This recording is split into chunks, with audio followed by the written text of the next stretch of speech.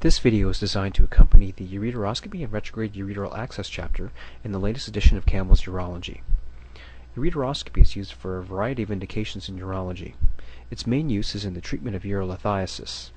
This video will outline the general principles to carry out ureteroscopic techniques in various situations.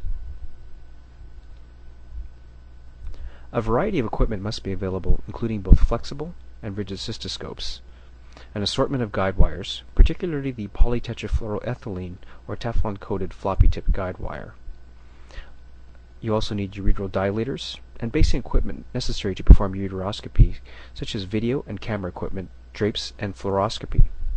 Lastly, both rigid and flexible ureteroscopes should be readily available. Here is a typical setup for ureteroscopy.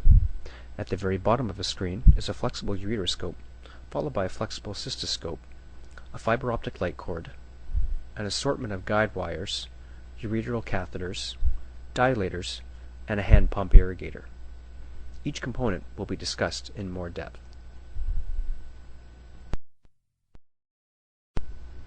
Different guide wires have different applications depending on the various situation. The most utilitarian guide wire is the stainless steel core PTFE-coated guide wire. The floppy tip is less traumatic to the urothelium, as well as instrument channels. The shaft is regionally rigid, which is good for passing ureteral stents and instruments. The hydrophilic guide wires require flushing with saline or water through its jacket. The coating absorbs water and makes it very slippery to help pass by tight strictures and stones. The tip is also atraumatic. The shaft is rigid, but due to its slipperiness, this wire is difficult to pass instruments or stents over.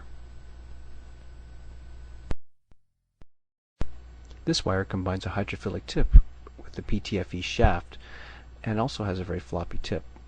The PTE shaft allows stents and instruments to be placed over this guide wire. The extra stiff guide wire also has a floppy tip, with extra rigidity in the shaft making it difficult to buckle. This wire is useful for balloon and coaxial dilation, or passing a stent or ureteral access sheath through a tight obstruction.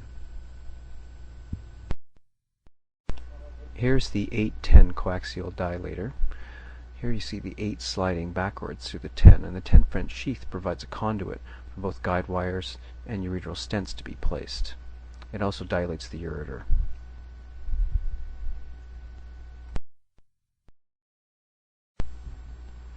Here's a 5 French open-ended ureteral catheter, which can be used to perform retrograde pyelograms or for buttressing guide wires to maneuver past obstructions. This stent pusher is used to place stents and has a metal tip on the end, which is radio-opaque.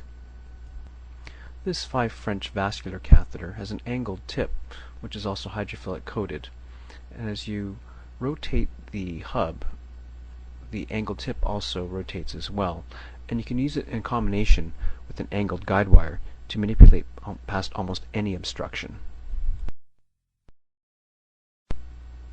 If a tight ureteral orifice or a ureteral stricture is encountered, a one-step balloon dilator may be utilized. Here's the balloon dilator, a locking screw syringe in order to inflate it, as well as a guide wire which it is usually inserted over. It comes in a protective casing, which when removed displays 2 radio-opaque markers which can be seen on fluoroscopy, and the balloon inflates within these areas. Using the Levrine syringe filled with contrast, this will inflate the balloon to approximately 10 to 15 atmospheres. Care must be taken not to overinflate this balloon, as this can cause ureteral rupture and damage. The flexible cystoscope is the preferred method of inserting the initial guide wire at our institution due to the increased degrees of freedom that it offers over the rigid cystoscope. Next we have the flexible ureteroscope. Using primary deflection, you can see the upwards and downwards deflection of most flexible ureteroscopes. Newer generations, however, also have a secondary lever which give you even more active secondary deflection. Ureteroscopes with only primary deflection depend on the backing of the renal pelvis for passive deflection into the lower pole. With active deflection, facilitates access into the lower pole.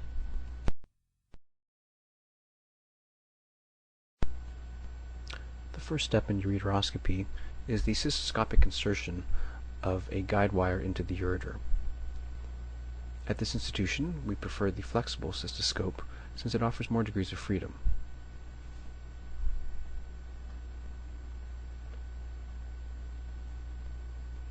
After the cystoscope is introduced into the bladder, the ureteric orifice is identified, and a PTFE-coated guide wire is inserted into the ureter.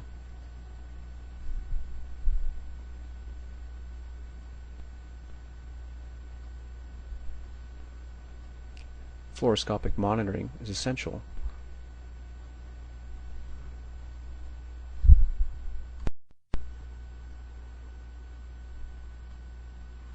Here is a semi-rigid ureteroscope, which is 6.75 French at the distal tip. It is placed onto a camera with a light source and irrigation, and guided alongside the wire into the bladder, into the ureteral orifice, and up into the ureter. The guide wire should be visible at all times, and the scope should only be advanced if it advances easily. The following is an example of laser lithotripsy during semi-rigid ureteroscopy. There's a 365 micron laser fiber inside a semi-rigid ureteroscope for a distal ureteral stone. The stone is fragmented until they are small enough in order to pass. The guide wire should be kept visible at all times.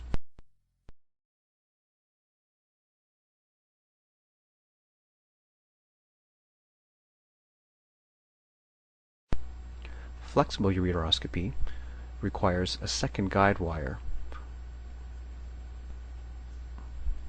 Here you see the fluoroscopic image of a second guide wire being inserted. Secondly, the ureteroscope is then backloaded over the guide wire and inserted under fluoroscopic guidance. The assistant has to place correct tension on the guide wire. Fluoroscopy should be used in order to ensure that the scope is going correctly.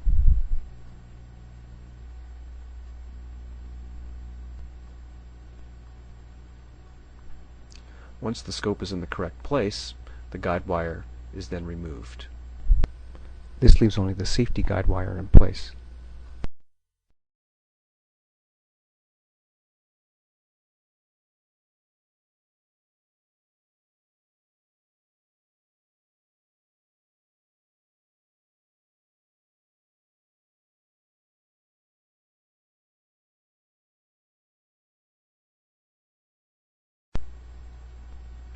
This is an example of laser lithotripsy during flexible ureteroscopy.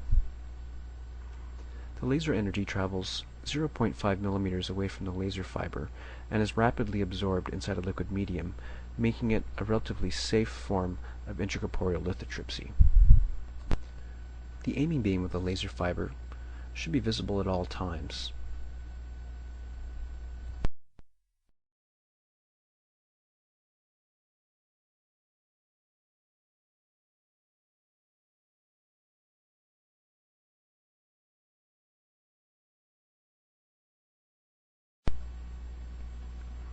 A ureteral access sheath has been designed to facilitate flexible ureteroscopy. Here you see it loaded onto a guide wire with a hydrophilic tip and a dilating obturator. This is placed into the ureteral system under fluoroscopic guidance. Proper tension is placed on the guide wire and is inserted usually over an extra stiff wire and guided by fluoroscopy.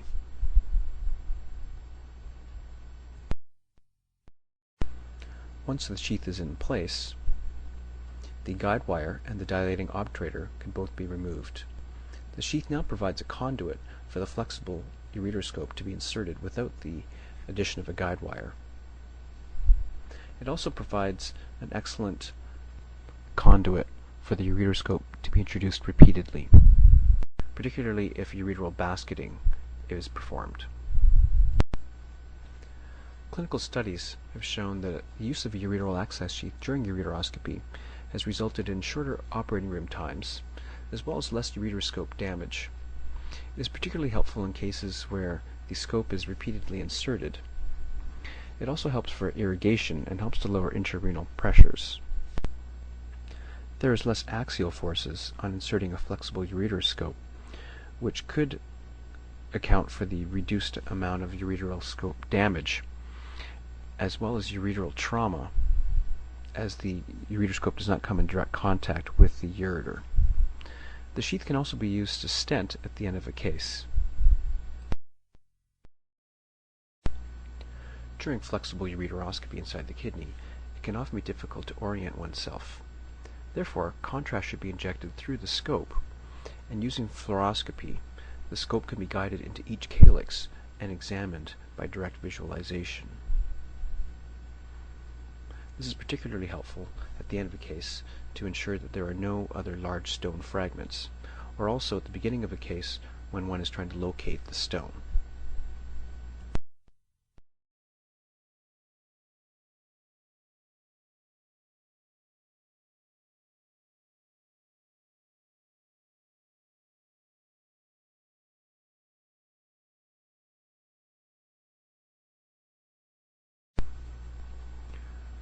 Routine insertion of a ureteric stent following ureteroscopy was formerly the standard of care.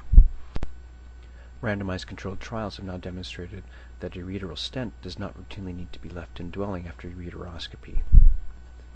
The indications used at our institution are if a ureter is dilated to greater than 10 French using either a balloon or coaxial dilators, or if ureteral trauma or perforation occurs during intracorporeal lithotripsy. Impacted stones and large stone burdens are thought to cause ureteral edema and obstruction, and a stent is left indwelling. Our last indication is if the system is infected, a stent is left indwelling. At the completion of lithotripsy, another guide wire is inserted through the ureteroscope, and under fluoroscopic guidance is coiled within the renal pelvis. The ureteroscope is then backed out, leaving just the guide wire.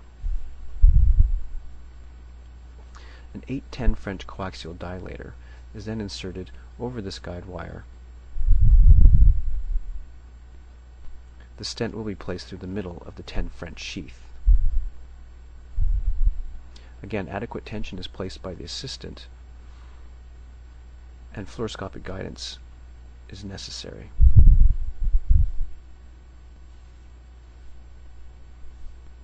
You can see the 8 French sheath going up almost towards the ureteropelvic junction.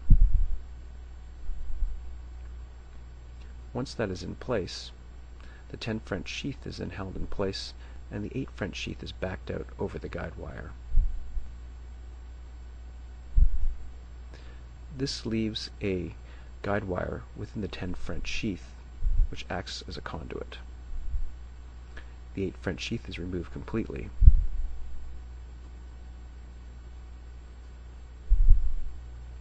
The ureteric stent is now backloaded over the guide wire. The 10 French sheath presents kinking of the guide wire in the urethra as well as in the bladder. The stent can be placed quite readily through this conduit over the guide wire.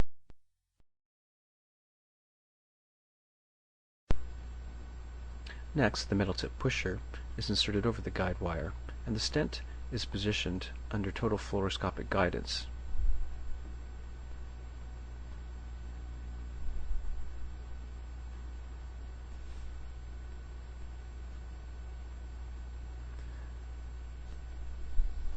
Again, there is adequate tension on the guide wire from the assistant, and the stent is pushed up into the renal pelvis and seen to coil here. Once that is inside the renal pelvis, the guide wire is backed out slowly until the stent is seen to curl within the renal pelvis.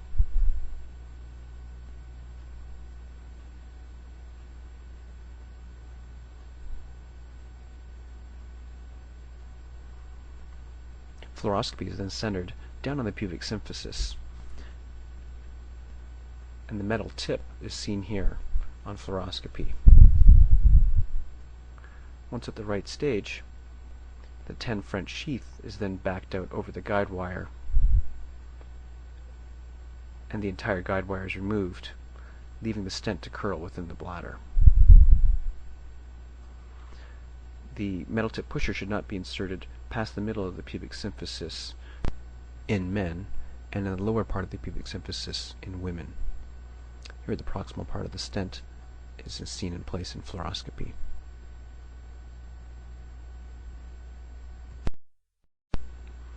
To reiterate, the urologist must have access to a wide variety of equipment. This includes both rigid and flexible cystoscopes, as well as rigid and flexible ureteroscopes. Also, a multitude of catheters, guide wires, and dilators should be available. With the proper equipment available, virtually any kidney or ureter should be accessible via the retrograde approach. The holmium YAG laser is the intracorporeal lithotripter of choice at our institution, as it provides a high margin of safety. And we now know that ureteral stenting is only necessary in certain cases. Ureteroscopy can be performed in a multitude of ways, and we feel that the techniques demonstrated in this video form the basic principles for even the most experienced urologist.